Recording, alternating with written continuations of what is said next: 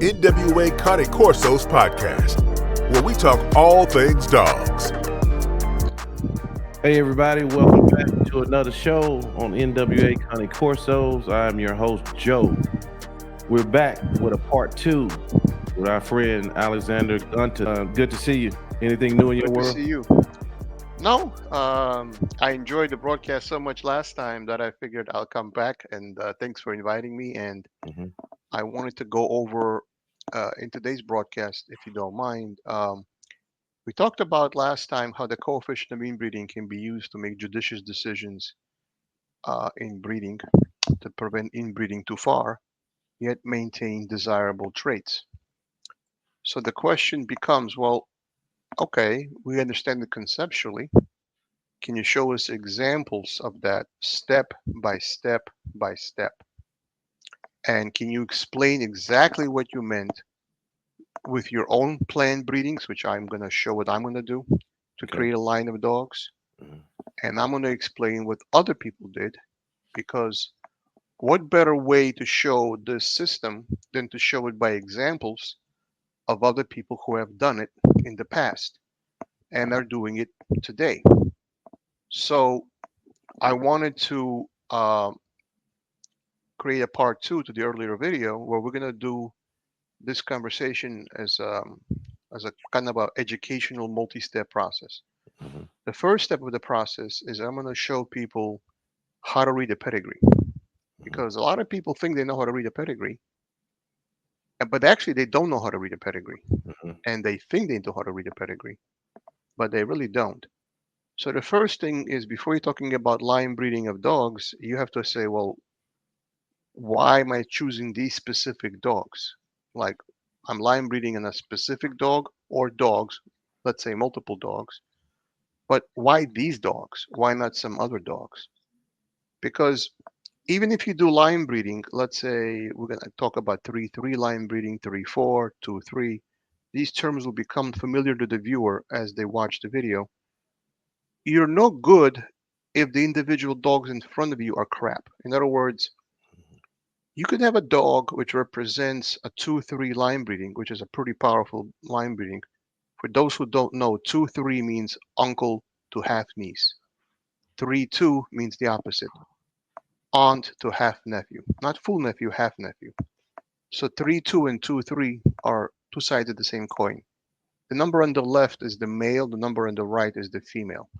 So 2 means the male, which is the common ancestor, is a father of that dog.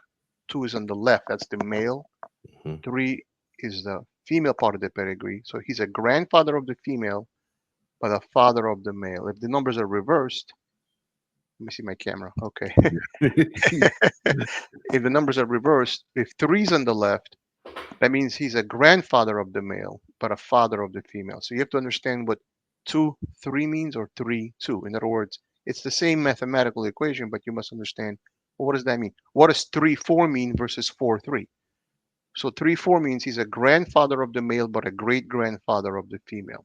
What does 4-3 mean? It's the same thing, but the opposite. He's a great grandfather of the male, but a grandfather of the female. And as the left is the male, the right is the female. So let's say 1-2 was the number. 1 is the dog itself, which is the father. 2 means that's his daughter. So 1-2 represents a father to daughter breeding. 1-3 means father to granddaughter breeding. Or let's say it's flipped. Let's say it's 3-1. 3 means the grandfather to her grandson. So 3-1 versus 1-3, it's biologically the same, but you have to understand what is the sex of the parent. Is it the grandfather to granddaughter, or is it the grandson to grandmother? It doesn't make that much of a difference in terms of coefficient of inbreeding, because if you remember simple math, A plus B equals B plus A. 3 plus 5 is 5 plus 3. In other words, Right. Switching the numbers around doesn't change anything. But for the sake of understanding pedigrees, it matters, and we're going to demonstrate that. Okay. So I'm going to break it down. I'm going to break down how to read a pedigree, step 1.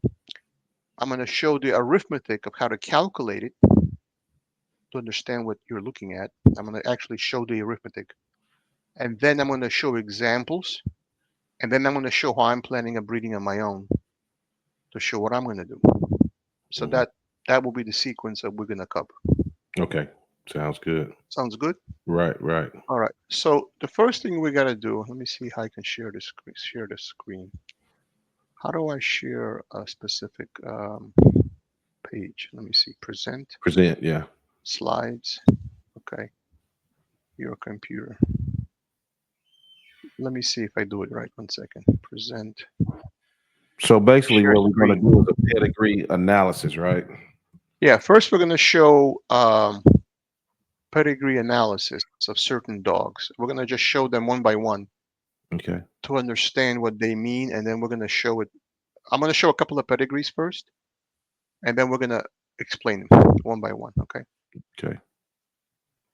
So the first pedigree I want you to look at is this dog. His name is this is a recent dog, 2022. So this is quite a young dog. Hold on Now, one second. this is One a second. very interesting pedigree for the student pedigrees. Yeah, Okay, now it's like it's popping up. sure. There we go. Okay, gotcha.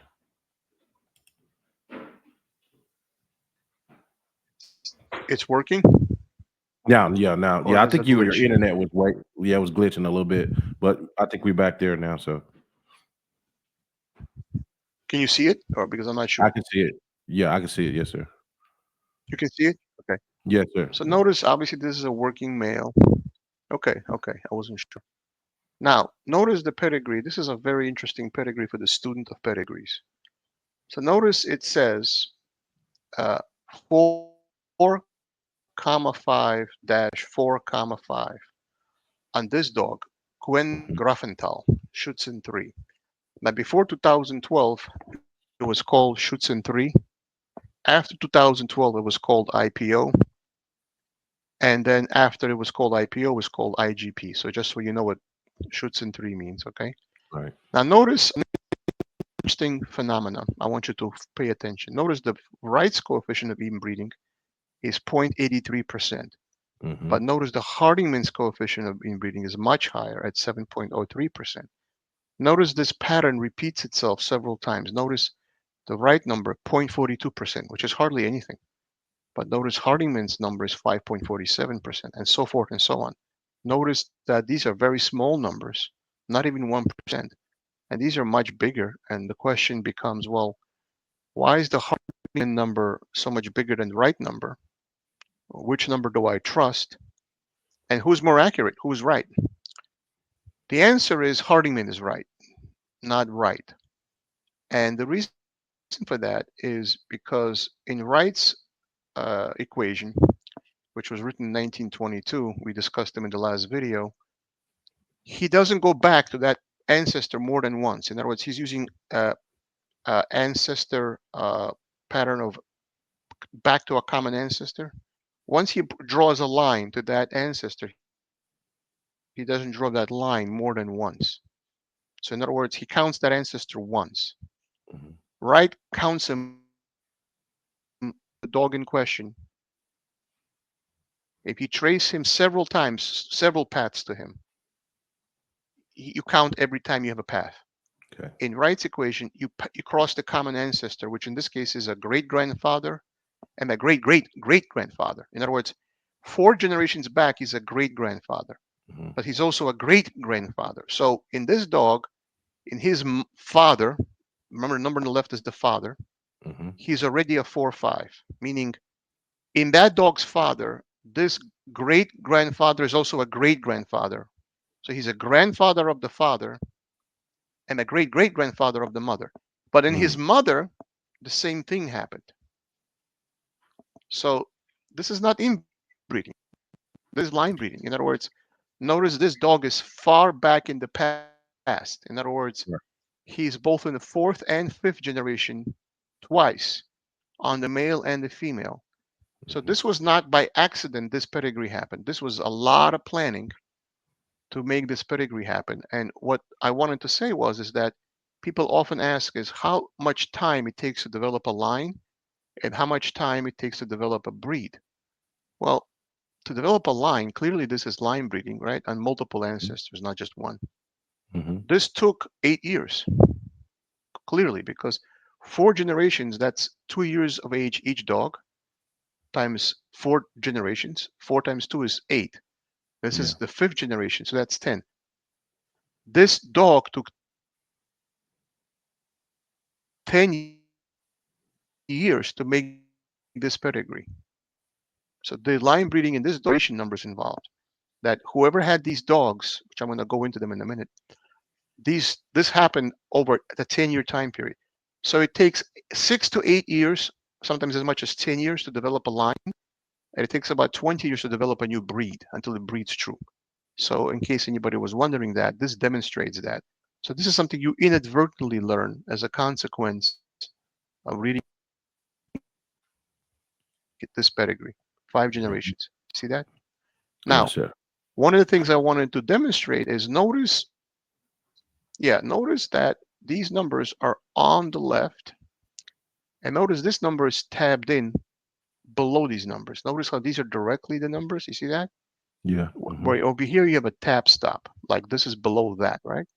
Right.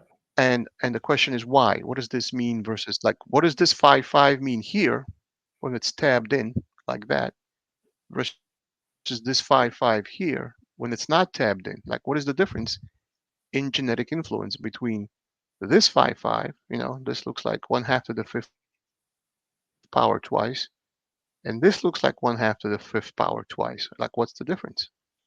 And notice this is 5, right? Mm-hmm. What is the difference between having it tabbed in and not having it tabbed in? If we go to this pedigree, I'm going to switch screen. Let me switch to your screen. Hold on. Okay. If I switch screens, does it switch for you? Or I have to manually select it. You I have, probably have to okay, let me see if manually I select switch to it the because right. it's Okay, not let me switch to changing. another screen. 1 second. Okay. How do I switch to the next screen? Hold on. Oh, okay. Okay, stop screen. And then I gotta share another screen. Okay, if I switch myself, it doesn't do that. Okay, Okay. no problem. So we'll go share screen. We're gonna go Abigail of Longworth. Okay. All right. It Here should it come is. up any moment. Let me know when Yep. it does. Bam. I think it's coming up now. It's a little slow because of all the commercials playing. Mm-hmm. All right. Now, remember I mentioned Longworth kennels. Can you guys see it or not yet? Not yet. It's still loading. Loneworth Kennels. All these commercials playing slows down the video. I don't know if you guys can see it. Not Can you guys yet. see this screen?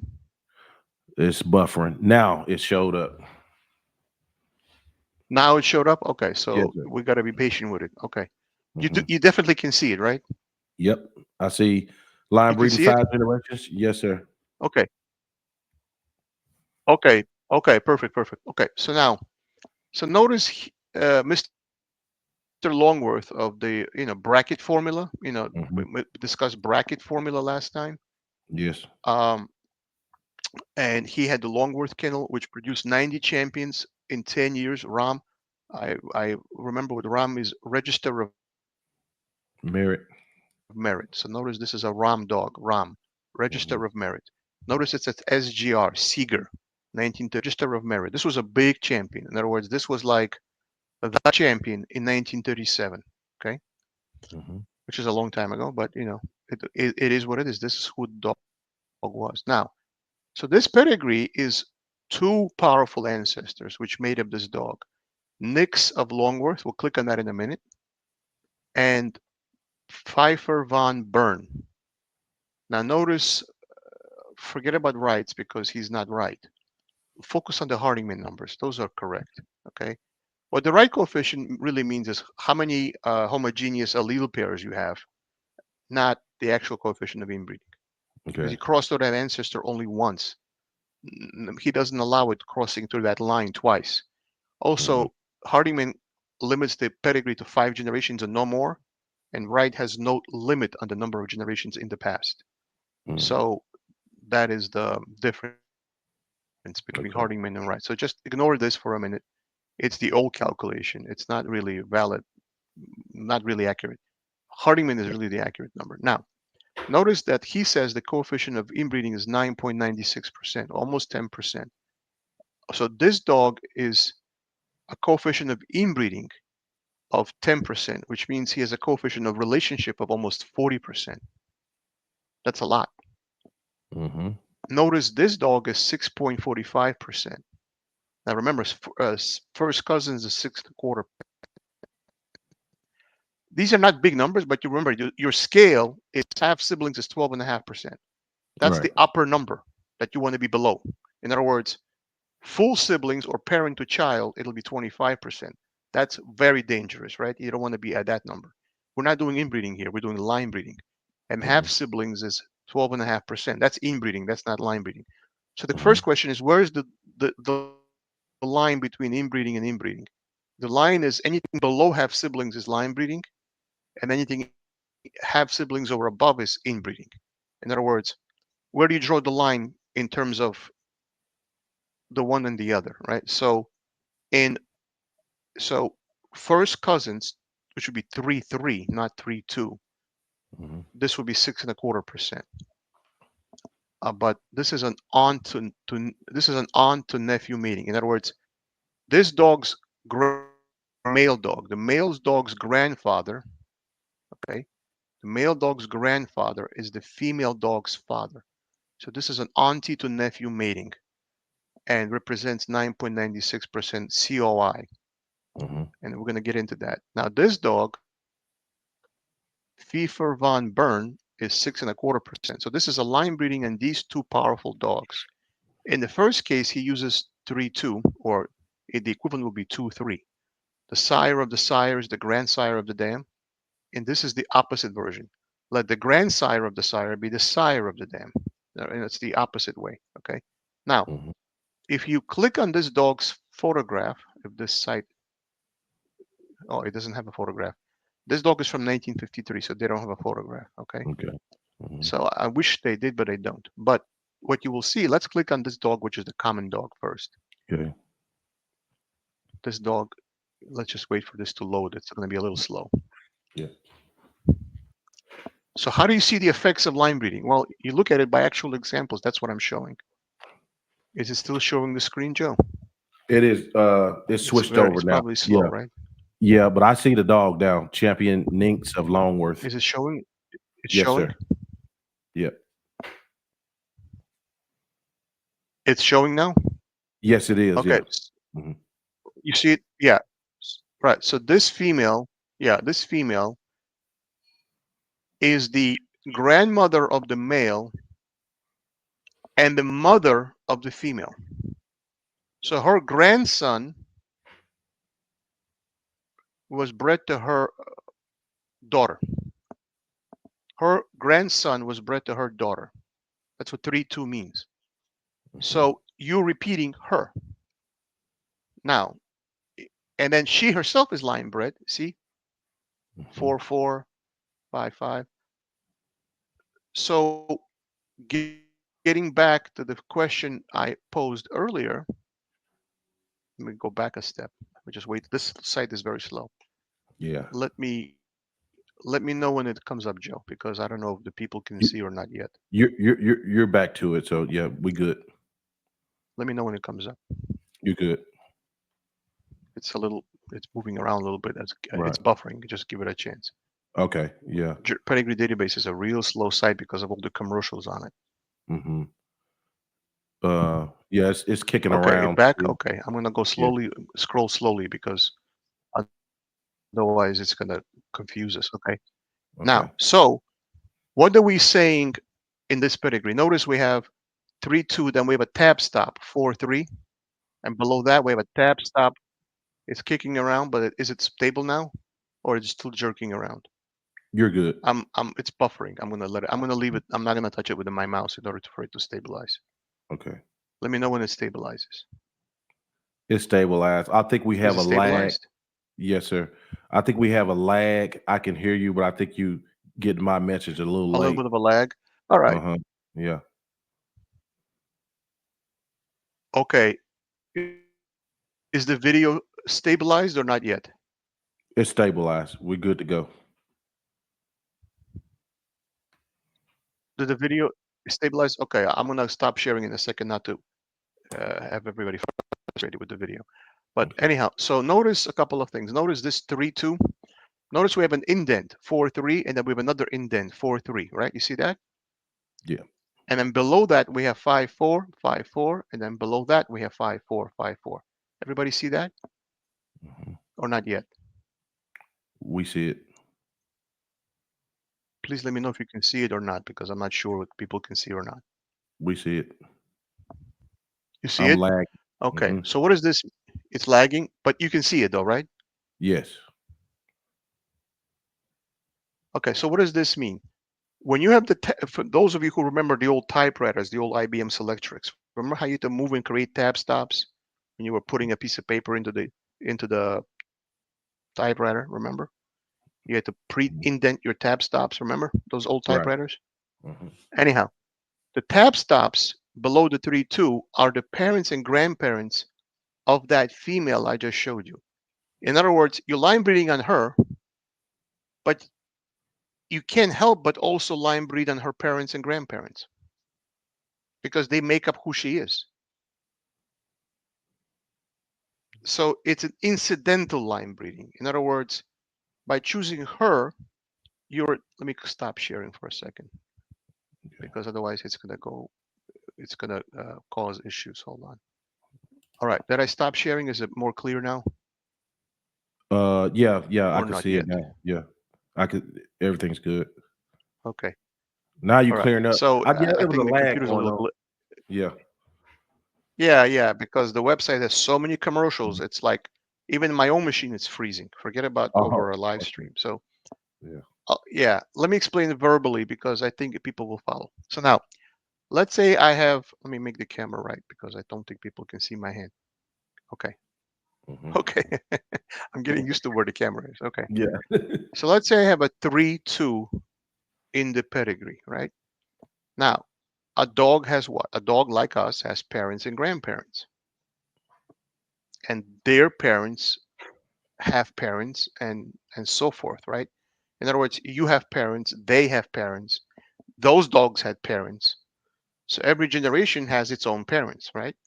Hmm. So when I'm line breeding on this particular dog, I'm therefore also line breeding on that dog's parents and grandparents, right? Right. So when the you see the tab stop, that is an indirect line breeding.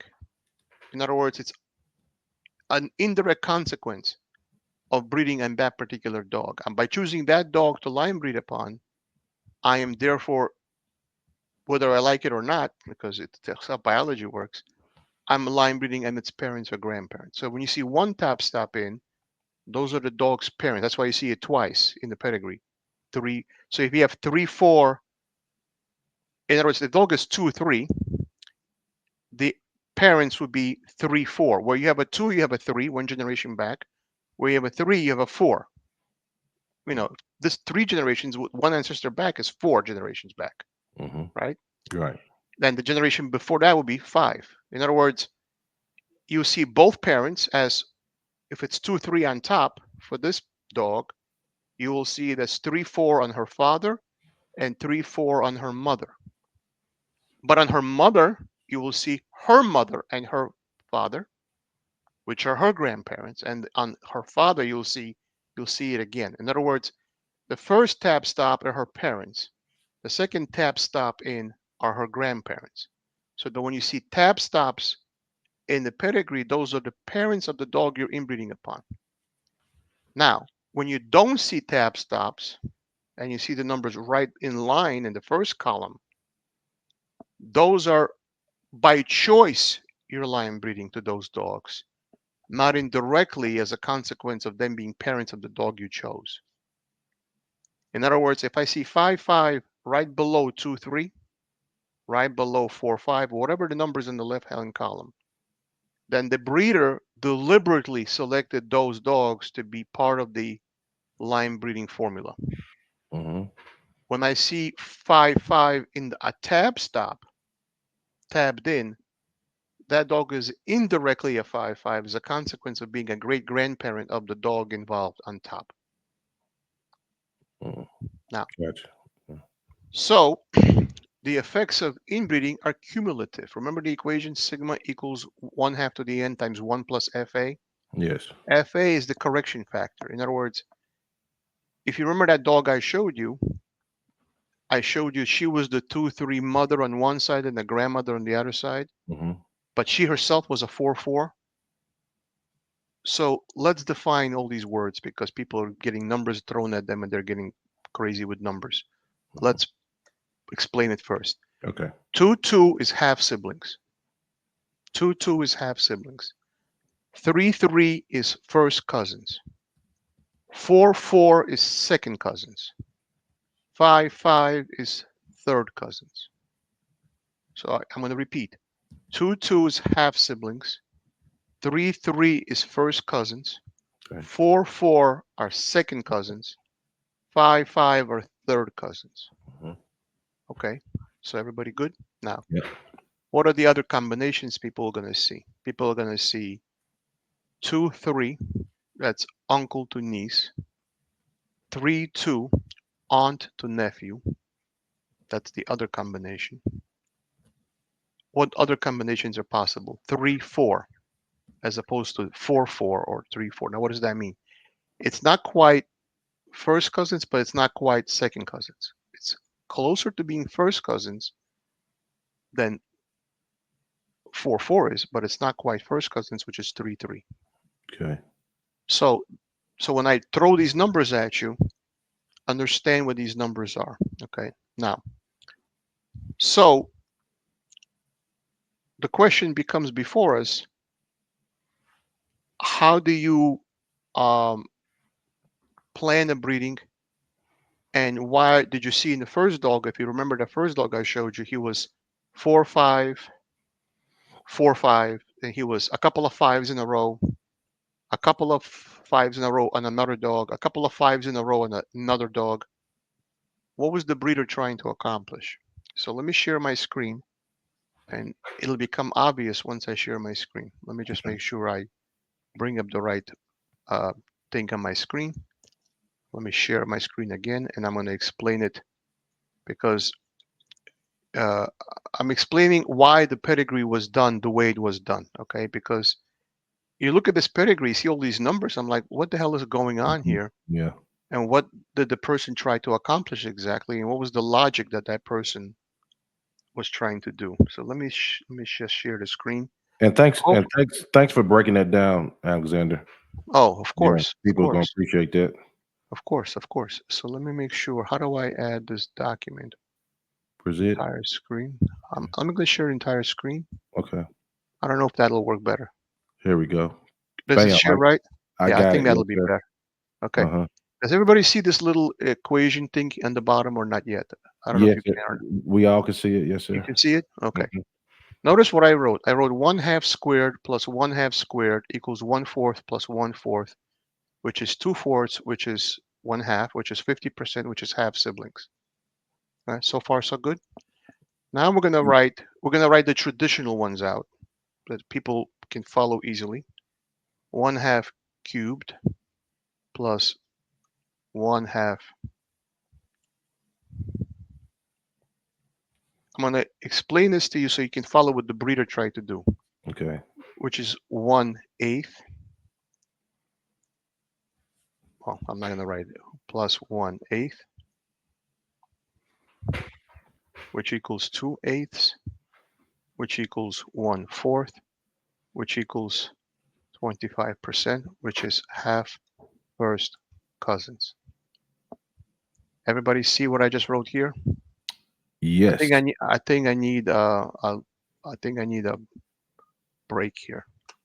Does that create a break? Yes, it No, does. no, it didn't. It's just writing everything together. It's smooshing everything together. All right, let me Okay. see. Would that work better? Okay, so I now, see half first cousins, the okay, formula. does that okay? So 1/2 cube plus 1/2 cube is 1/8 plus 1/8, which is 2/8, which is 1/4, which is 25%, which is half first cousins. Okay, everybody good on that, right? We're good. Now we're gonna do second cousins.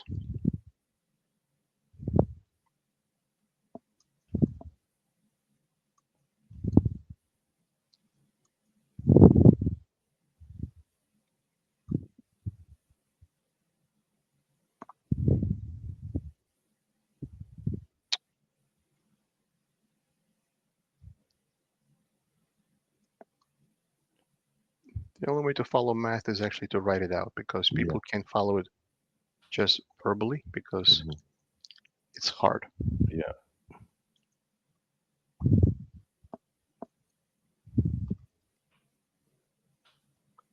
Okay, everybody can follow that.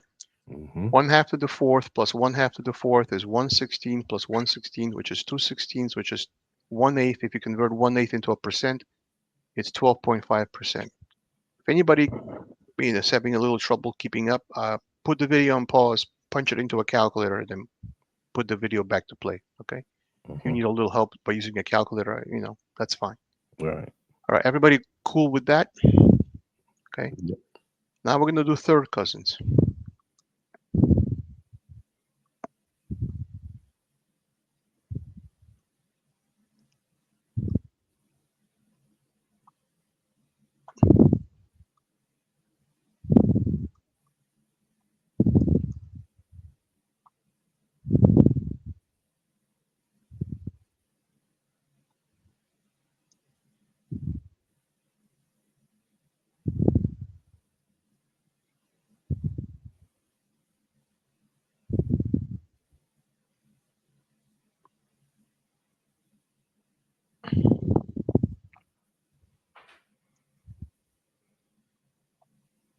Everybody cool with that? Third One cousin. half of the third cousins is only 3.25%. Now, will this create prepotency? No, because the common ancestor is 5 generations back. Too It's far too back. far back to have an Mhm. influence. Okay. Will 1/2 to the fourth create prepotency? No. So the first question is, what combinations will create prepotency? Okay. So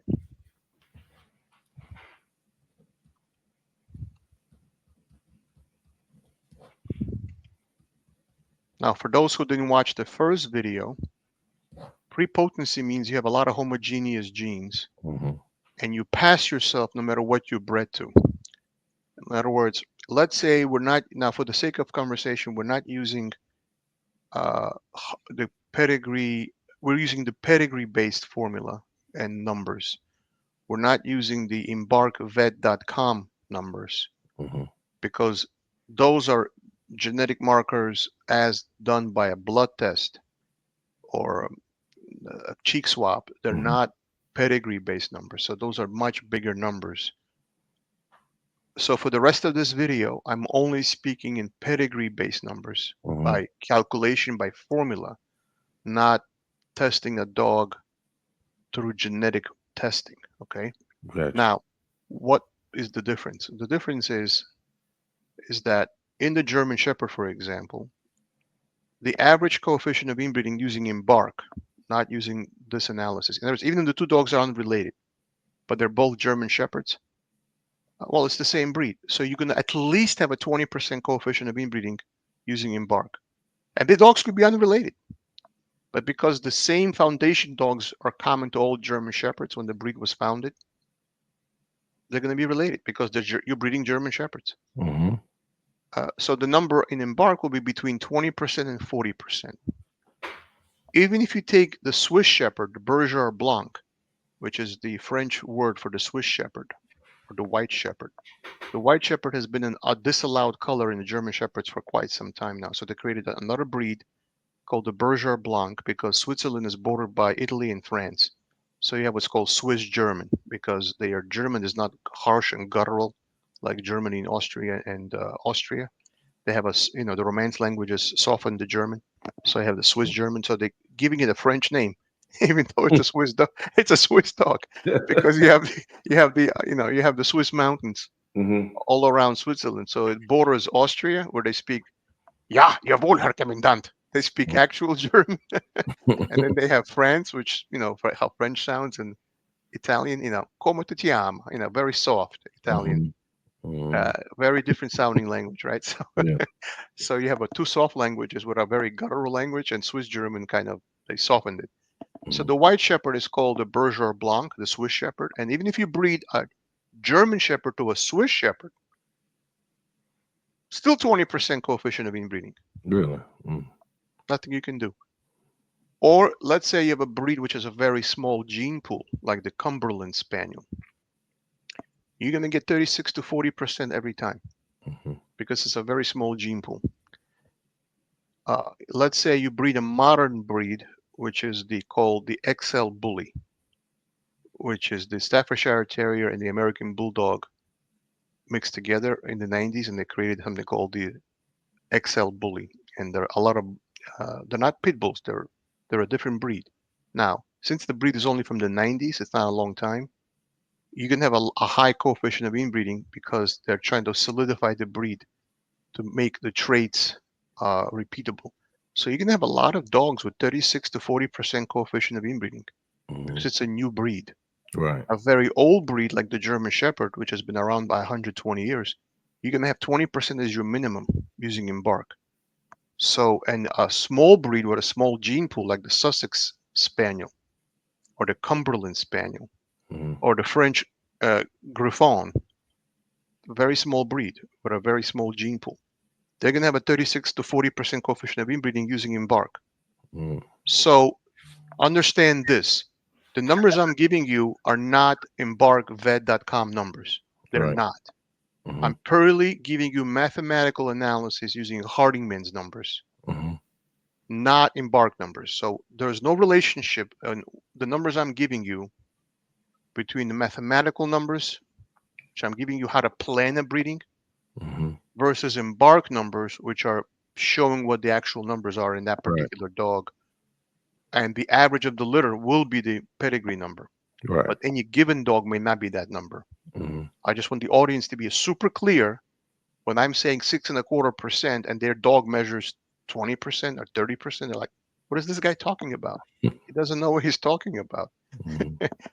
I'm strictly speaking in mathematical terms using the Hardingman method. I'm not using embark numbers, which in my breed is between 20 to 40%. Mm-hmm. Understand what I'm saying. They're not the same numbers. So people, please understand what I'm saying. Okay. Okay. Now that I got that disclaimer out of the way, Yeah.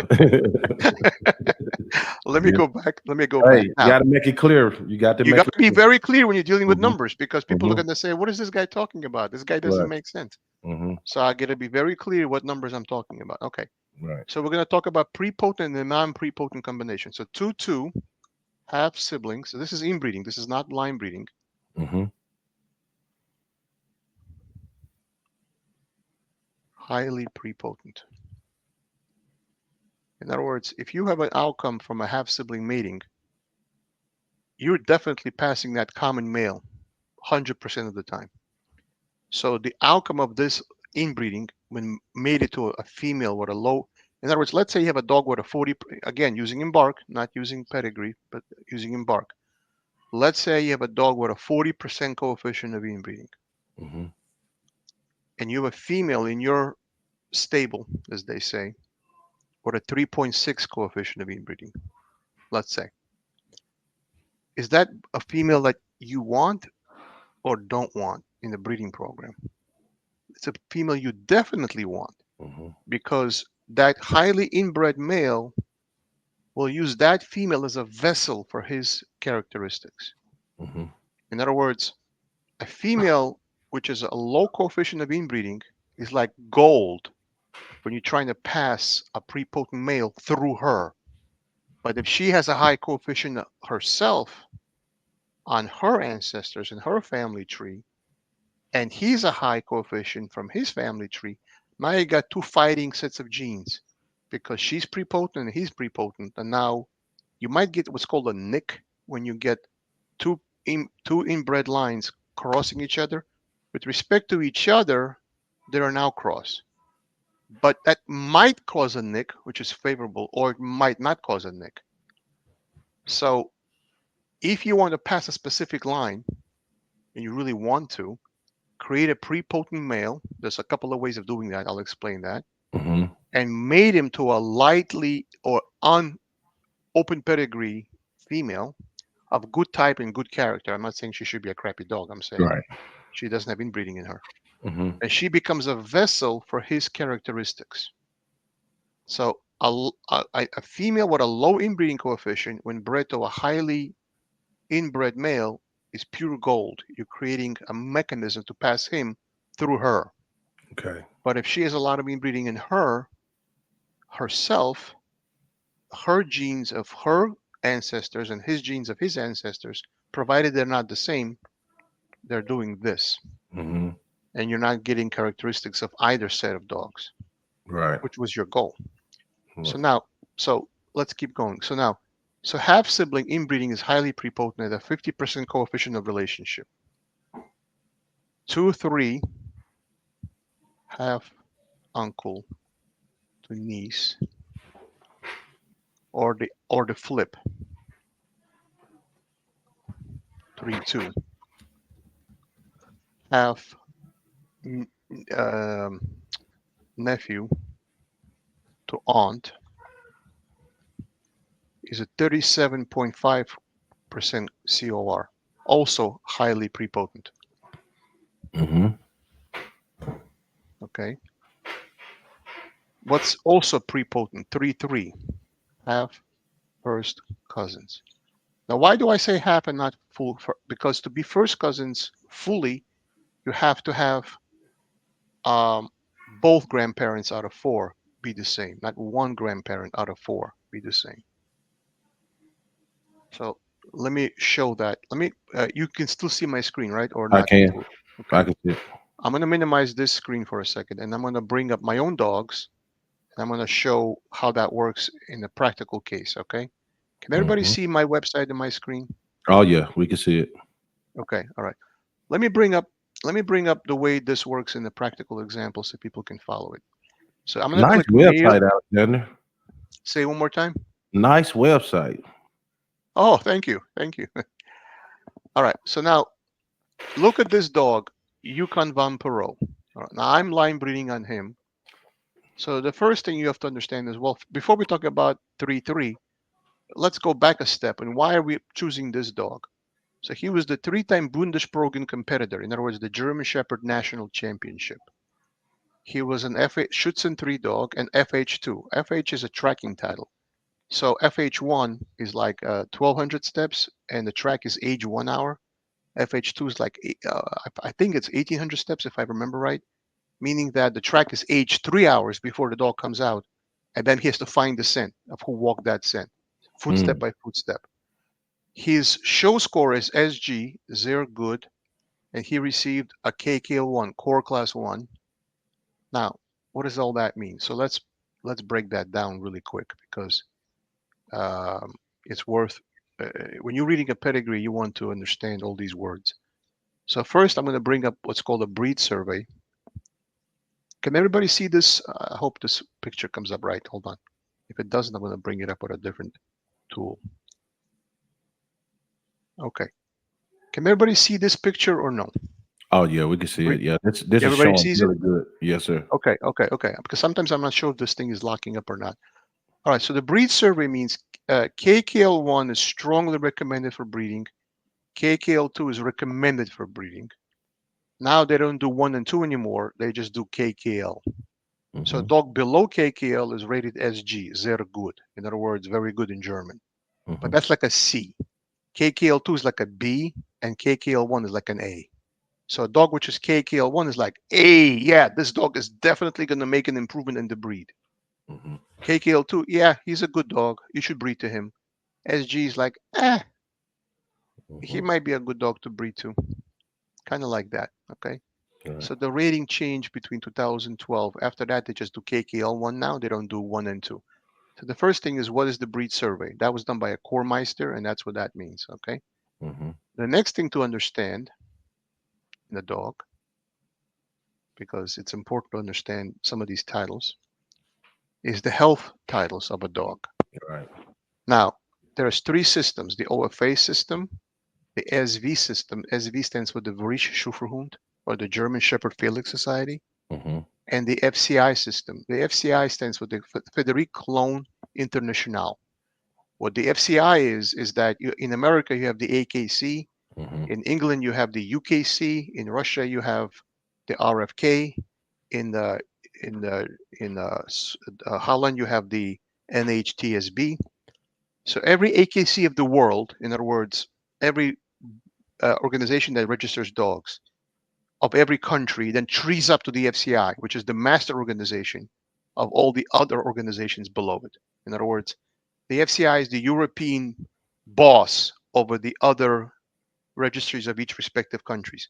That's how you're able to transfer American pedigrees to Europe or European registries to America. You take the foreign-born dog, which will have a local country registry, let's say in Holland, dog will have an NHTSB number. And then you transfer that number to the FCI, then the FCI will transfer that number to the AKC. In other words, it's a means of exchange. Otherwise, you can't transfer pedigree information because how do you trust the pedigree is not false, right? How you know it's not hung papers? So you have to certify the pedigree. Who does that? The body that controls all the registries of the world. So this is the Fédérie Cologne Internationale. My French sucks. So, but that's what, but that's what the FCI stands for. Now, Gotcha. let's understand this a little bit. Notice you have the score excellent under OFA, normal under SV, and A1 under FCI. Good is normal. It's A2 under FCI. Fair, which is the border of breeding or not breeding, is still considered normal by the SV, but considered B1 by the FCI. Borderline, in other words, this dog has dysplasia. They Mm-hmm. call it fast normal, B2 under the FCI. Mild dysplasia, nicht zugelassen. I don't know how to pronounce it. C. Moderate dysplasia, mittlerer, D. Severe dysplasia, E. And then you Mm-hmm. have the same thing for the hips. Normal is A1, moderate osteoarthritis, ED1. Okay, so now in the dog, notice this dog, it says SZ, and then it has a ZW number. Mm-hmm. So if you look up, now what does that mean? The ZW number is very important. Let me take back a step, and we're going to show you this dog. Um, we're going to go to the working dog database. Okay, working dog database. Okay. All right, I'm gonna search without logging in because this will take too long. Okay. So let me just search for the dog without logging in because as a member I have more privileges than I don't as a non-member. But for what I'm trying to demonstrate, it doesn't really matter. Gotcha. So let me just bring up this dog really quick. Okay, notice the same dog, Yukon Van Perot, the one I'm having my website. So before you line breed him a specific dog, he must be a superior dog. Otherwise, why the hell are you line breeding on him? Mm-hmm. So now, notice the number here, HDZW86. See that? Wait, this thing is, it's refreshing the screen. Okay. I don't know why it's jumping around a little bit. I'm sorry, I apologize. Oh, it's all Notice good. it says KKL1 HDZW86, right? Mm-hmm. Now, can everybody see this screen or it's timing out? No, we can see it. Okay. So the thing to understand about the ZW number is that the Germans are very engineering-oriented people. They're like very analytical. And what you have to understand is, let's say my particular dog is a great hips dog. Like his hips are perfect, right? But Mm-hmm. he comes from a family of crappy dogs which have a lot of hip problems. Now, people think when they breed him, they're reproducing him, but they're not reproducing him. They're reproducing the average of his family. Oh, So, okay. so if you're breeding a dog which has good hips, but all his brothers, sisters, and relatives have crappy hips, guess what? You're not going to develop good hips even though he has good hips. He's an outlier. He's not going to pass good hips. So what you do is you breed him to a lot of females and you get their hip scores. And there's a statistical tool that they have, and they put the number as a ZW score. Anything below 120 is a good hips dog. Anything above 120 is a shitty hips dog. Mm-hmm. Pardon my French. Mm-hmm. So now, if you look at this dog, his father before him is Karn van Vengelhoff. Mm-hmm. His mother is Asher van Perot. Notice it says HD normal Mm-hmm. frei. Frei means free of hip dysplasia. In German, frei, free. In other words, free of hip dysplasia. The mother, HD normal, free of hip dysplasia. His father before, Karn van Vengelhoff. Notice it says HD normal, frei, free of hip dysplasia. This dog, Lola van Vengelhoff, HD normal, frei, free of hip dysplasia. This dog, HD normal, frei, free of hip dysplasia. This dog, Frila van Ruben. Oh my God, what a hard name to pronounce. Ruben Noonen.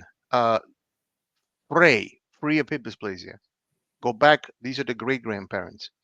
Every dog here, every dog had a hip score and no problems with the hips. If you look Mhm. at his litter, his ancestors that he sired, I'm not going to do that with you live, but Okay. basically because this site is slow to load. Okay. But everything he sired produced good hips too. So his family is all good hip dogs, as you can see, right? Mhm. And everything he threw always threw good hips. So his score is well below 120. It's 86. So when you're looking at a dog and a pedigree and you want to use it for breeding, it's a German Shepherd, which is prone to hip dysplasia. Always make sure the ZW number is below 120. In fact, the lower the number, the better. I Mhm. don't think it goes below 78. So anytime you have a number below 120, that dog will throw good hips. If a dog is 120 or slightly above 120, you got to watch out. That dog is likely to throw bad hips. So Mhm. that's the first thing you must understand in a pedigree. Okay, how good is the dog's health in terms of what he produces. Notice his core class one. You know, uh, excellent for breeding, but his show score by a show judge, which don't evaluate working logs very nicely, was only SG, zero good. So sometimes you see the dog's name will be said like V Vukan van Perot, or you will see SG Vukan van Perot. Sometimes the show score is precedes the dog's name. Like you'll see, for example, uh, a dog with these are all working dogs. You're not going to see V or a lot of titles like that in front of working dogs. So the show judges don't score working dogs fairly. So this dog was scored SG by the show judge.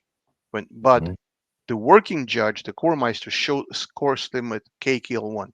So how the hell he scored ASG by the show judge, but was scored KKL1 by the working judge? It doesn't make sense, Mhm. But that shows you that there's a unfairness in the scoring system. But Sure. anyhow, now, now that being said, so what's the dog's title? It says here you can use Google Translate to translate German into English. Mhm. The dog had pronounced courage, small size, uh, good for the middle. In other words, the dog was the German national champion 3 times in a row, 2008, 2010, 2012. I mean, you don't get to be the entire champion of all of Germany unless you're a freaking fantastic dog. You know what I'm saying? So Mhm. this dog is the grandfather of my female and male. Now, all right, now that I've explained that dog, okay, there's some videos of him working. This is his great grandfather and all that jazz. Now, how does he relate to my current found dog? So now, if you look under male grandparents, his son, Karl van Brunderwert, is PH2 KKL1. So he also threw an excellent confirmation score of KKL1. In other Mhm. words, his anatomical structure is ideal, KKL1, not SG. Okay. Right. PH2 means Polithund 2 because this is in Holland. This is not in England. So first he was KNPV PH1, Polithund 1. Then he became KNPV Polithund 2. And this was object guarding, where they, pretend somebody wants to take an object away from the dog. Dog is going to guard an object. Now, Right. a German Shepherd participating against Malinois in Holland, it has to be a superior dog to Oh compete yeah. against 250 Malinois in that same competition. You know what I mean? Now, Mhm. this dog is the son of Yukon van Perot. Look at his pedigree. See his father, Yukon? Mhm. His mother is Auchi, Schliffschlasche, which I'm not going to go into that. Okay. So you see the sire. Bandit was the father of Karn. Karn was the father of Yukon. Yukon was the father of Karl.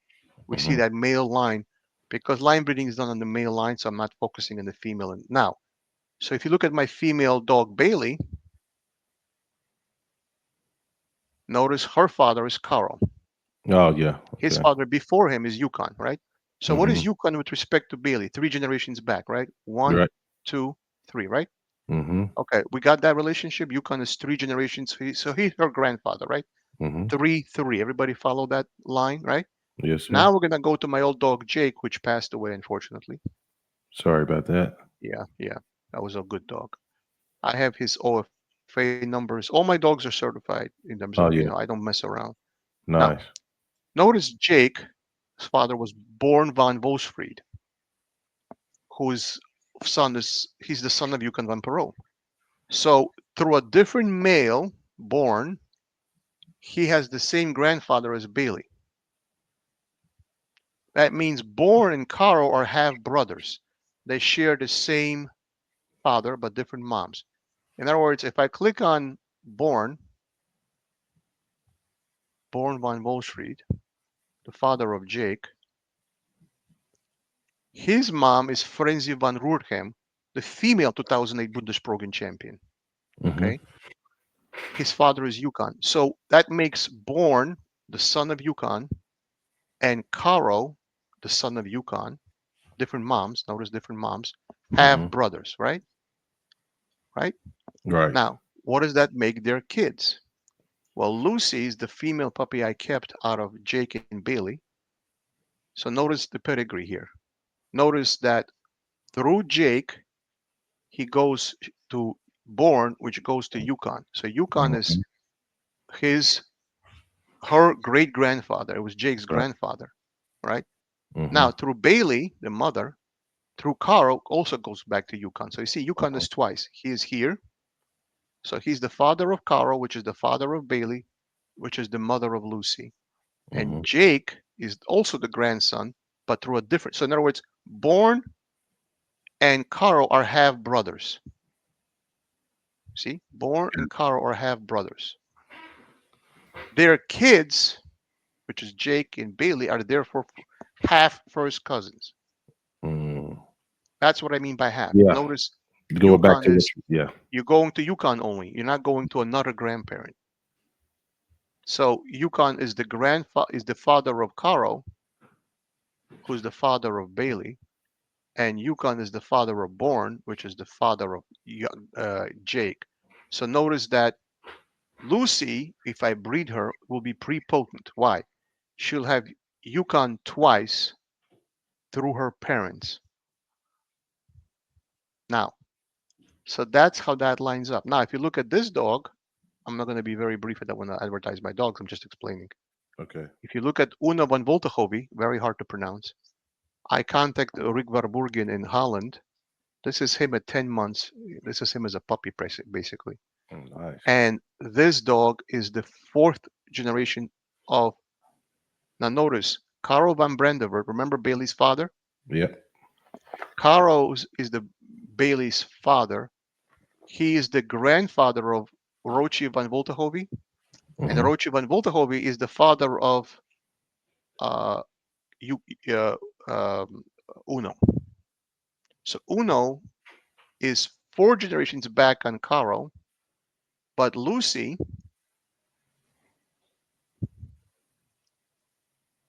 is three generations back on Caro. See, he's one, two, three. So Caro is Lucy's grandfather. See, three generations, one, two, three. Right. But he's but Uno is four generations on Caro. Caro is in the fourth position in his pedigree, but in the third position in Lucy's pedigree. So if I breed them together, I get what's called a 3-4 line breeding. Okay, now we're going to demonstrate that. Now, so, and that's exactly what I plan to do. So in other words, okay, I'm going to go back. So now notice how I'm maintaining a common ancestor, but Mm-hmm. I'm not breeding close because he's back in time. And we're going to do the math. We're going to show how that works out. Now, so getting back to the math very briefly, and I'm going to go back. I don't want to bore people. So half first cousins, I just showed you how that works in Lucy, right? Mm-hmm. Her You're right. parents are the same grandfather, right? So Right. this would be prepotent. I just showed you how if Lucy's bred to Uno, that would be 3-4. Mm-hmm. That would be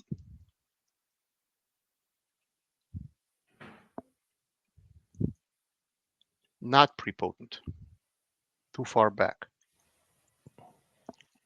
4-4, second cousins.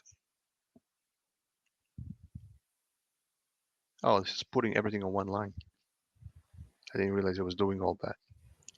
Can everybody see what I'm typing at the bottom though? Yep. Okay, second cousins, not prepotent. In other words, it's not enough to make the dog prepotent. In other words, the number is too small. Remember I did the fractions earlier? Yep. We do. So Yeah. the math is not giving you a big enough percentage where the dog is enough influence.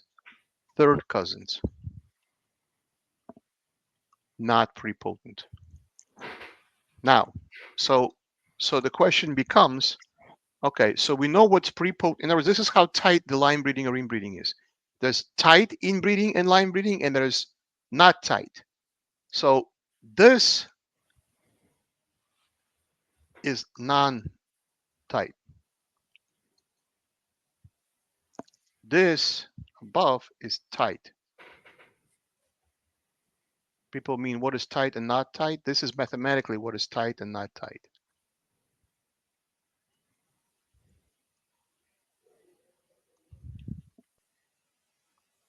So tight inbreeding, line breeding will create prepotency. Non-type will not, but it's a stepping stone in a two-step process. I'm about to demonstrate that in a second. Mm-hmm. So now everybody see which numbers create tight versus non-tight, right? Everybody good with that? Yes. Okay, now, so what does this pedigree mean when I'm showing this pedigree? Hold on, let me get the right pedigree up because I want to make sure everybody's understanding the right pedigree. All right, look at this pedigree here. This is an unusual looking pedigree. That's why I'm bringing it up. This dog is Grace van der Toefslagli. Hard to pronounce, right? Mm-hmm. She's rated SG, sehr good in the show judge. Okay, so her confirmation was rated SG, not KKL 1 or 2, but one step below. Okay, she's Schutzen 2 because remember, in 2012, the names changed from Schutzen to IPO. That changed in 2012. So she's still using the old naming system, Schutzen 2, not IPO 2. Okay, notice her Mm-hmm. registration number is SZ. That means she's a German dog, not an American dog. An American dog would have an DN number, not an SZ number. Notice her Gotcha. hip rating, HDA normal A1. Okay, that's the highest. Notice Mm-hmm. her ZW score, 93. Remember I told you anything below 120 is a good hips dog, That's right. Yeah. and she's normal under hip, under elbows. So you have to know how to read a pedigree. So this is all important information. So this dog's really good hips. She has a very low score, ZW only 93. Now, so this is a jazzy looking pedigree. You see 455 dash 45 344 555 three times, right? I'm like, Yep. what the hell is going on here? Why are we seeing all these numbers? And what does all this mean? Because Mm-hmm. why would somebody do this, right? I mean, this was clearly planned. This was not like by accident. So now, here's what it means. I'm going to show it to you, and um, hopefully everybody can follow along what I do. Okay. Everybody still see the screen where I'm doing math, right?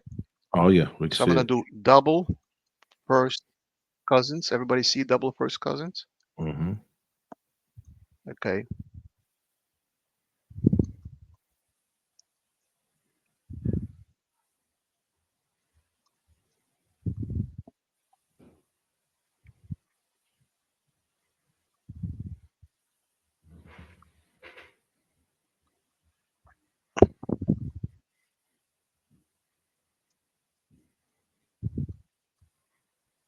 Sorry, guys. I'm not a fast typist.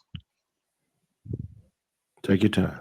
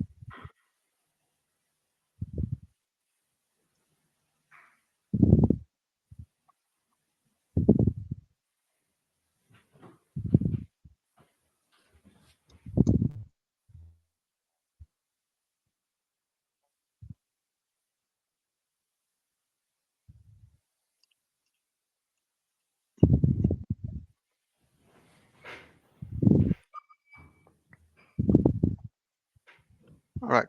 Everybody see what I just did? So 1/2 cubed 4 times is the same thing as 1/2 squared 2 times. In other words, 1/8 plus 1/8 plus 1/8 plus 1/8 is 4/8. 4/8 is 1/2, which is 50%. Well, 1/2 squared is 1/4 plus 1/2 squared is 1/4. So that's 2/4, which is also 50%. So being double first cousins is the same thing as being half siblings. I just Right. demonstrated it to you. In other Right. words, a breeding which looks like this, in other words, double first cousins on the father and double first cousins on the mother is the same thing. So if you see a pedigree, the number 3 4 times, it's the same thing as 2 times. Okay. It's the same relationship. In other words, double first cousins is the same thing as half siblings. Now the same thing works for double second cousins. If you see 4 4 dash 4 4, it's the same as 3 3.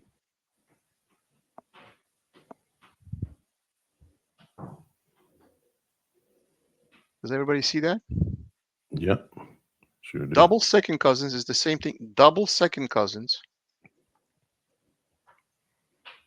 equals first cousins. Now, if you want to be convinced, let's do it. 1/2 to the 4th plus 1/2 to the 4th plus the same thing again equals 1/16 plus 1/16 plus 1/16 plus 1/16, which is 4/16, which is 1/4, which is 25%. But if I do Mm. 1/2 cubed plus 1/2 cubed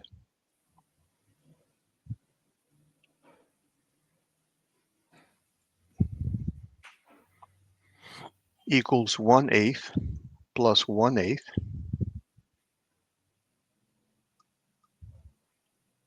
which equals 2/8, which equals 1/4, which equals also 25%. Mm. Yeah. So now double second cousin. So 4 4, the number 4 4 times is equivalent to the number 3 2 times. So double second cousins is the same thing as first cousins. Gotcha. Now let's do this again. It works every time you do it. Now we're going to do double third cousins. Double third cousins is the same thing as second cousins.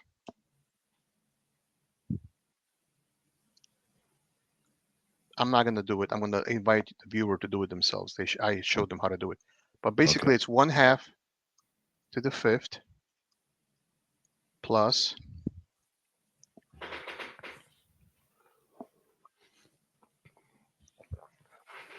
1/2 to the 5th plus 1/2 to the 5th plus 1/2 to the 5th. So doing 5 5 5 5 4 times is the same thing as doing 4 4 only themselves. Mm. So by doing this, you're moving the ancestor up in the pedigree. In other words, he's a 4-time great great great grandfather. It's almost like he is a great great grandfather. Or in other words,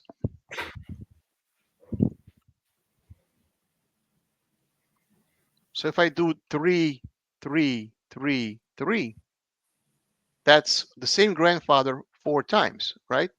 Mm-hmm. But it's like he's a father. So this makes a grandfather equal to a father. 4 4 4 4 makes a great grandfather equal to a grandfather. And Five, Alexander, five, five. Yeah, go ahead. when you It's mentioned breaking up a you little bit. bringing, oh, I'm sorry. Can you hear me now? Yeah, yeah, it's better now. It was a little bit breaking up. Yeah, go ahead. Okay. When you mentioned bringing a common ancestor from the back to the front, you also Right. this would also mean that he'll be a better version of himself because of selection Correct. through time. Correct. Okay. So Hmm. what what you're doing is I think I've illustrated my point right now. So with the person real famous, real famous. I'm waiting for this thing to load. So Okay. what this person was really impressed. Well, this dog was really impressive. I mean, this is a real famous German Shepherd. Hmm. So these people took this dog, and he's in my female's pedigree too, by the way. Hmm. Yoshi. Now he's rated V, so his show rating was a V, not an SG. See that? Right. Yoshi von der Dolvis, hard to pronounce. He's a Schützen 3 BSP Bundesprogen German national champion in 1994. LGA, this is a regional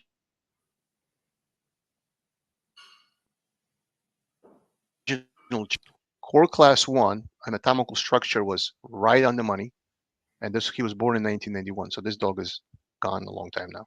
But what I'm Hmm. saying is this dog is really influential now. So no common ancestors because he had no common ancestors. Well, this dog is an East German dog, Troll von Naschkraft. So they bred an East German dog. Yeah, anyhow, now what the breeder of this dog, what's the face of this dog? Grace von Tufschlachli, if I'm pronouncing that right. They concentrated on these famous dogs: Yoshi, Troll von Bosen Nachbekraft, hard to pronounce, guys, and Askia van Froschgraben. Now notice these names: BSP, BSP, SG, BSP, BSP. These were the German national champions, not just like a local club trial or like a regional trial. The dog won all of Germany in 1982. This dog won all of Germany, 200 dogs. This dog was Wow. number one in 1994. So these are not just any dogs. Weiss Sieger, 1994. This dog was like the dog. Now, so this female, what's her name? Grace van Tuschflachli. My tongue is going to break pronouncing this. so, so what they did was they made Yoshi a grandfather on the father. They made Yoshi a grandfather on the father. See, three generations back on the father. Hmm. But he's a great grandfather twice on the mother. In other words, the female, which is the mother of that dog up here, right? Hmm. In her pedigree, she's the product of a second cousin mating, 4-4. But the father of this female, that dog was a grandsire. So they took a male where Yoshi was a grandsire and bred him to a female, which is the product of a second cousin mating. So remember I said 4-4 is not enough to accomplish prepotency in itself, right? Exactly. Right. But that's a stepping stone toward the next step, which is a three four Hmm. four. In other words, a 4-4 by itself is useless. That dog is not prepotent. But Hmm. you take this dog and you breed him to a dog where that dog is closer in time. Now you've combined him several times, and now the end. Now look at how big the number is: six and a Right. quarter, 6.40%. Remember that the big number is 12 and a half. So in other words, the scale is not 0 to 100. The scale is 0 to 12 and a half. Right. So on a small scale, 6 and a quarter is a halfway point between 0 and 12 and a half. Right. So Hmm. this is a big number for inbreeding coefficient Right. because remember the scale is not 100. So it's 6.40%, but the scale is not 0 to 100. The scale is 0 to 12 and a half, right? Because 12 and a half is half siblings, right? Right. So the scale is smaller, right? So this is not a small number on that scale, right? Now, look what they did here: 6.05%, nearly the same percent, right? Hmm. Six and change, right? Now, Right. notice what they did. Troll von der Bosen Nachbachkraft. Very hard to pronounce. Okay, this page is locking up. I'm gonna click wait. Okay, now I'm not gonna click on it because my page is locking up. But notice what they did. 455-4-5. This dog is not influential as a 5-5. That's Mm-hmm. nothing. It's hardly anything. But they repeated him one, two, three, four. They repeated him 5 times.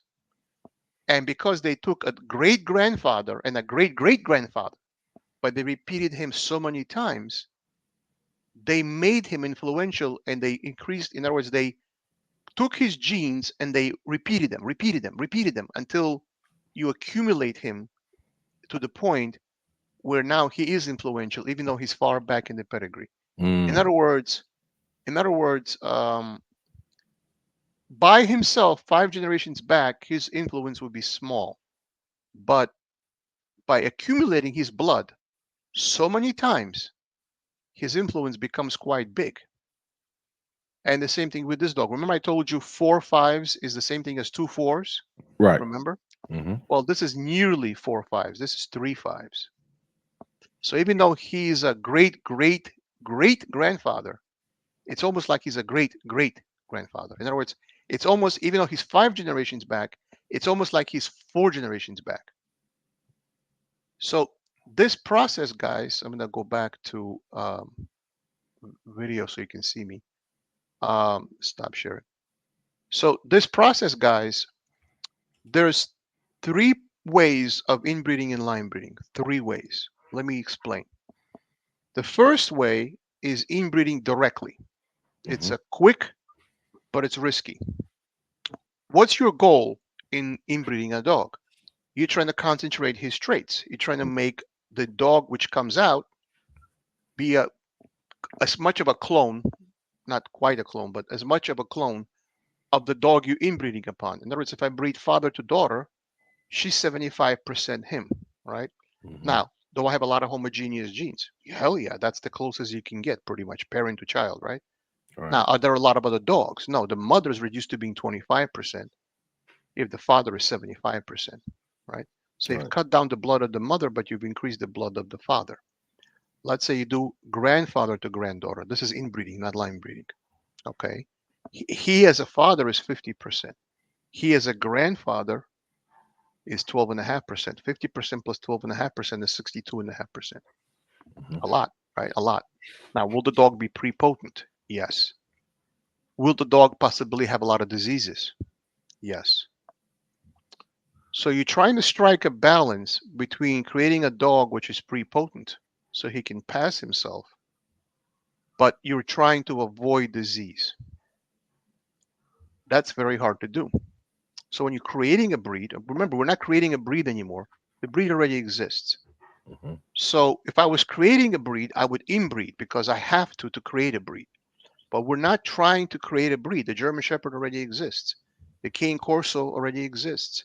The American Bulldog already exists. No matter what you're doing, the dog already exists. Mm-hmm. Now, so if you're creating a breed, you would breed, let's say, a father to 2 different females. You create half siblings as a consequence of that mating. You would take a female of that half sibling mating and breed it back to that father again. That's creating a breed. That's not creating a line. So the people have to understand the difference between creating a line versus creating a breed. Now, well, if the techniques are the same, what's the difference, right? People are like, what are you saying? You're saying the same thing. Like, what's the difference between creating a breed and creating a line? Mm-hmm.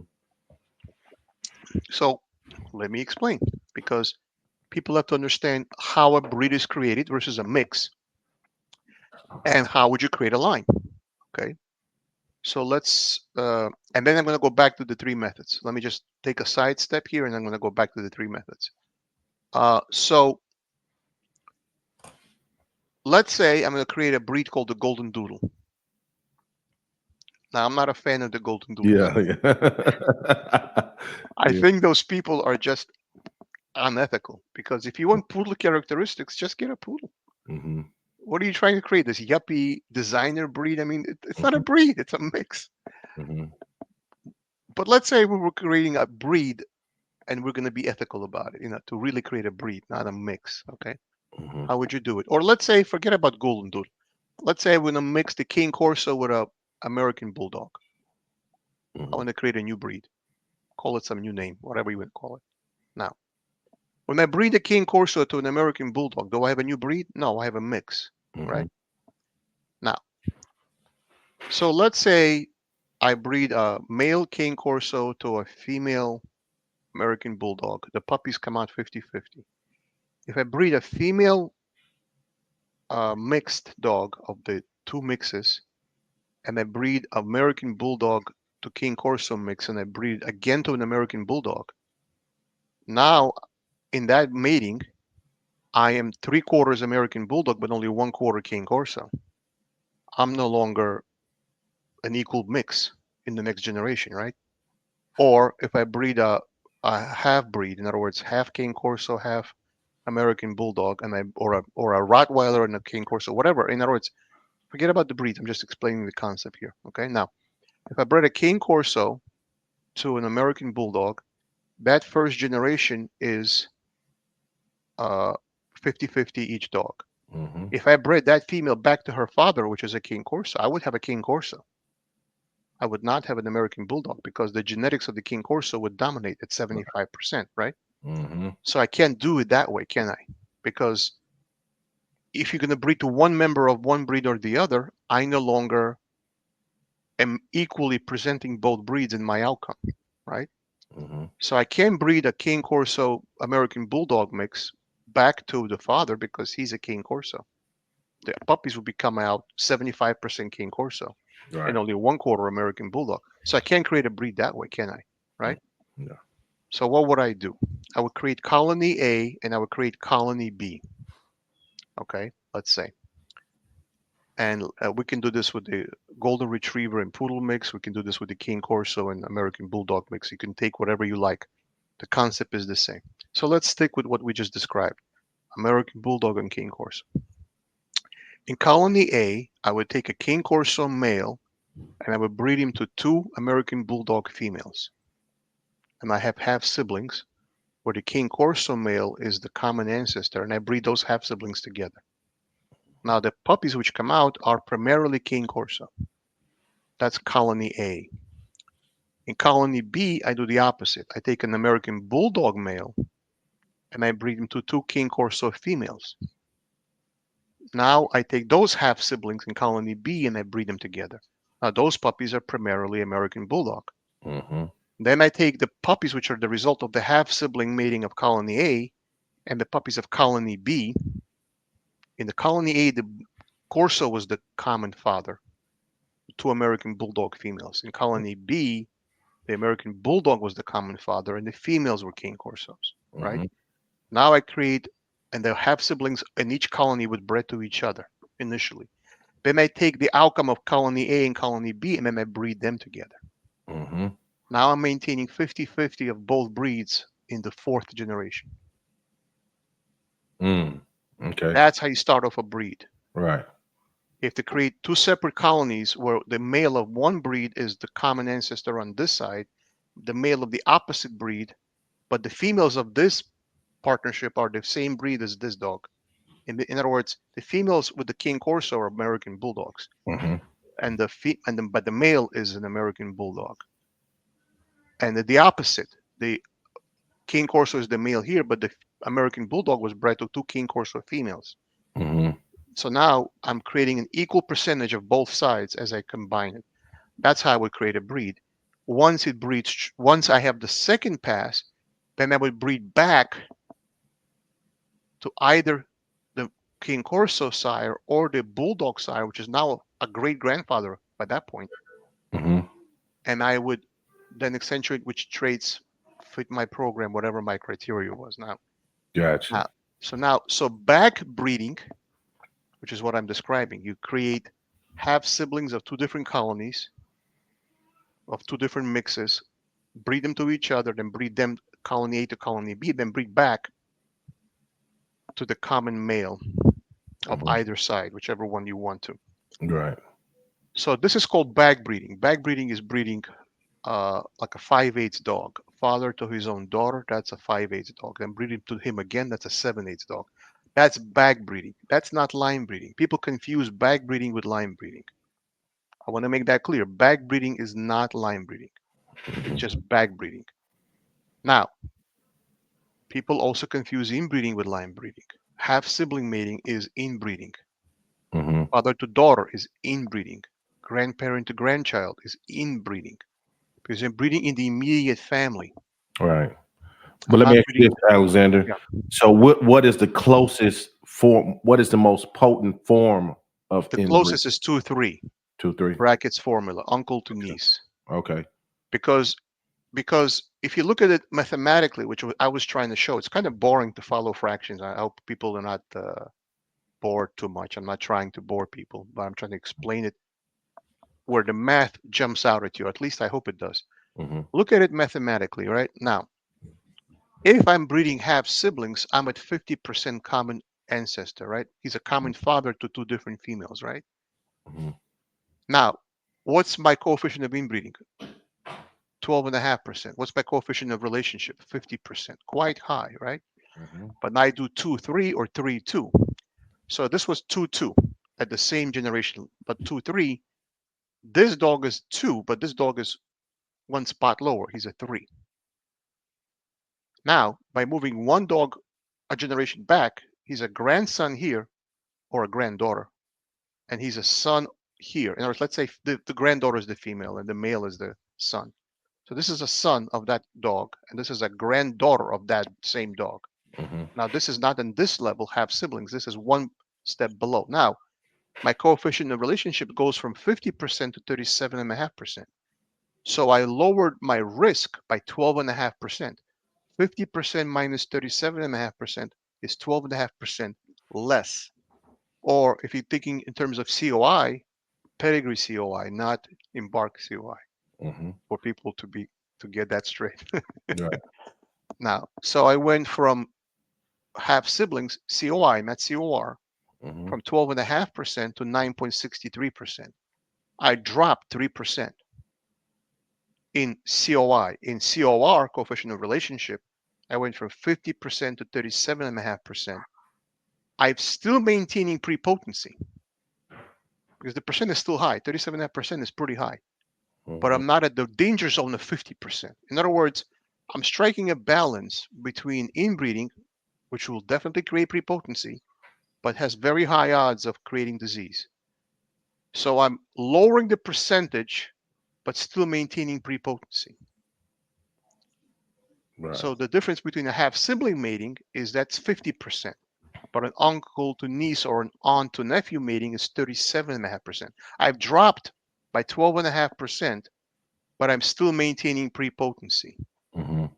Now, 3-4, same concept, but just three generations, three generations here, four generations here. It's always instead of 3-3, it's the same idea of taking this generation, but instead of breeding at this level, you're breeding it one step down. Mm-hmm.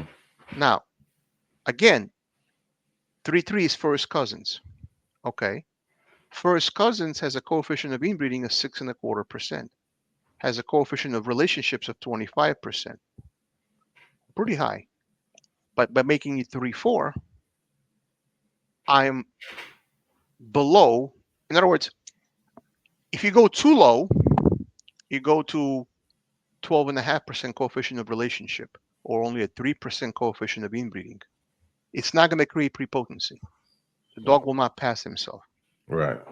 But if I go too high, I might have disease because I've doubled up deleterious recessive genes. Mm-hmm. So the game is to mathematically balance the numbers. So if you look at what this breeder was doing, I'm going back to this dog. Okay. Oh, I'm on the wrong dog. Dog. The one I just showed you where it was multiple. This okay. So the dog. Look at what this guy was doing with this dog. Can you guys see this dog? Not yet. Knox von. Oh, it didn't show the screen. Not It yet. didn't Did you jump. hit Oh, present? I didn't. Oh, I have to reshare the screen. Okay, my Yeah. bad. Uh, Anyhow, I'm gonna just not share the screen because it causes the screen to practically lock up a little bit. Oh, So okay. software glitch. I'll explain it verbally and I'll go back to the screen in a minute because I want Okay. to make sure people can follow it verbally also, because people looking at numbers, it doesn't resonate in their mind. Mm-hmm. People getting a verbal explanation, I hope it resonates a little more. Now, so what's the idea of line breeding? The idea is to create prepotency where the characteristics and phenotype is preserved, but not do it so close that you have a high chance of genetic diseases. You're trying to create, like, where am I? Here's risk, but Mm-hmm. high prepotency. Here's less risk, but no prepotency. Now, where do I strike the balance, right? Now, in Germany, they used to allow 2-3 or 3-2, same thing, matings. They now, the closest the SV, the Very, the German Shepherd Felix Society, now allows is 3-3. So, as far as the Germans are concerned, uh, they don't allow uncle to niece or aunt to nephew mating anymore. They only allow first cousins. That's the closest the Germans allow the pedigree. In other words, if you have a dog which is a 2-3, you can't register it in Germany. They won't let you. So the closest the Germans let you do it is 3-3, no more. Now, is this enough to create prepotency? Well, if you look at my dog Jake and Bailey, when I bred them together, they were 3-3 on Yukon. I showed you the pedigree. Mm-hmm. Did the puppies come out the same? No. So was it enough to create prepotency? No. So then what was the point? What did I accomplish, right? Here's what I accomplished. Let me show you how we get around this problem without breeding too close. Watch how I'm going to do it. So I'm going to share my screen. Let me see if I do it right. So I'm going to do a two-stepper.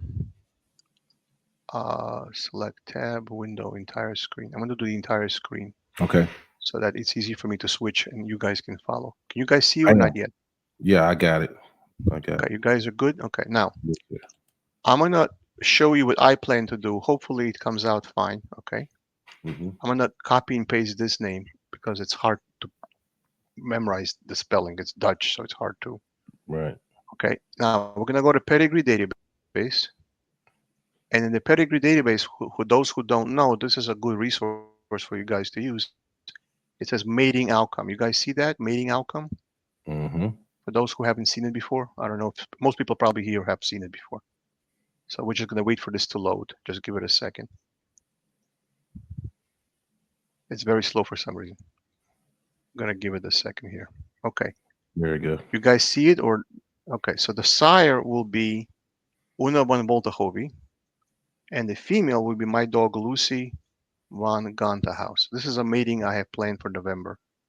So if anybody are interested in puppies, contact me. A little plug there. You know. There you go. You deserve it. So okay. So now,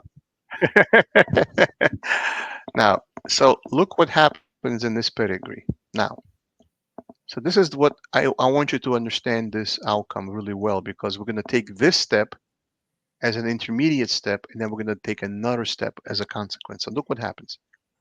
Notice Karl van Brandevert, Lucy's grandfather, is Uno's great-grandfather. So you see how he's 4 generations on the male, Uno? Mhm.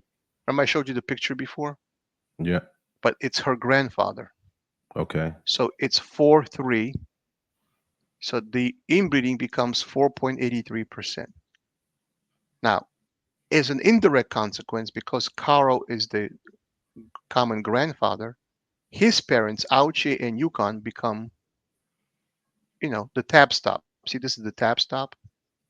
The Mm-hmm. tabbed in. In other words, they're in the because you're inbreeding on Kara, you're therefore inbreeding on his parents. That's what I'm trying to Mm-hmm. say, right? So when you have a tab stop, that's the indirect goal, not the direct goal. Okay. Here it's the direct goal. Here it's the indirect goal. Okay. Just so you guys understand what the tab stop numbers mean versus the non-tab stop numbers. Okay. Now, so as a result of breeding on Karo, we're breeding on his mom, Auchi, and we're breeding on his dad, Yukon, right? Now, but notice something very interesting. Notice that on Auchi, it's a 5-4, But on Yukon, it's a 544. He's twice in the fourth generation because she is 3-3. She's not just a granddaughter, she's a granddaughter twice on Yukon. Okay? Mm-hmm. Not once. In other words, through the mother, it's a granddaughter of this bitch, Ouchie. Grandfather, it's 5-4. He's twice. Five. See that? Now, his father before him, Yukon's father is Karn, is 555, which is almost the same thing as 444. In other words, remember how I showed you that 4 times the number is like moving him up one generation? That's right. So, yeah. in a sense, Karo, the grandfather, is almost equal to his great grandfather. Remember, Karn is the father of Yukon, and Yukon is the father of Karo. So this is the great grandfather, 5 generations back. But notice we have him 2.93. Even though he's 5 generations back, we repeated him several times. Now, I take the puppy out of this mating, right? You see that? Where Yukon is 544. Now, who will that puppy be with respect to Bailey? Well, Bailey is Lucy's mom. Okay, let's look at it that way from a picture's point of view. So here's Lucy. Okay, Bailey is her mom and Caro is her father, right? So Caro is in the third position through the mom, Bailey's mom, you see? Mm-hmm. And Yukon is, of course, Caro's father, right? All But right. now through the dad, Jake, through his father born, Yukon is again. So Caro doesn't appear on this side, but he appears on this side, right? Mm-hmm. So Yukon appears here, and he appears here again. Now, but because Caro is also in, if we're gonna change the picture to be 4 generations rather than 3 generations, you will see the effect that, so this dog Sita van Volterhove, she goes back to Karn through a different family tree. So if you click on her, Sita, Uno's mom, okay, you will see that she goes back to Karn also. See, here's Karn. So instead of going through Karn through Yukon, she goes through Karn through Orlo, Van Nieuwenklaus. Okay. Right. So she goes through. So now we're taking this grandparent, Karn, through this son, not Yukon, which was not so famous, and this dog and so forth. Now, so you see Silva, Uno's mom, goes back to Karn through a different line. Now, so, okay, so that's step 1. We're breeding Uno to Lucy. Now, Bailey has a different daughter by being bred to Jago. Okay, so if we go to a different female, this thing is so slow, I'm not gonna bother because. And that wraps up another episode of NWA Conning Corsos. Thank you for being a part of our Conning Corso community. Remember, you can stay connected with us beyond the podcast. Find us on all major media platforms by searching for NWA Conning Corsos. Whether it's Facebook, Instagram, Twitter, or YouTube, just hit that follow button to join the conversation and get the latest updates. If you have a burning question or want to apply to be a guest on our show, we'd love to hear from you. Simply shoot us an email at nwaconningcorsos@gmail.com. And if you're a business interested in becoming a sponsor, reach out to us at the same email address. For more resources, exclusive content, and links to all our social media profiles, visit our website at nwaconningcorsos.com. It's your go-to destination for everything dogs. Thank you once again for tuning in, and we can't wait to bring you more exciting episodes where we explore the fascinating world of dogs.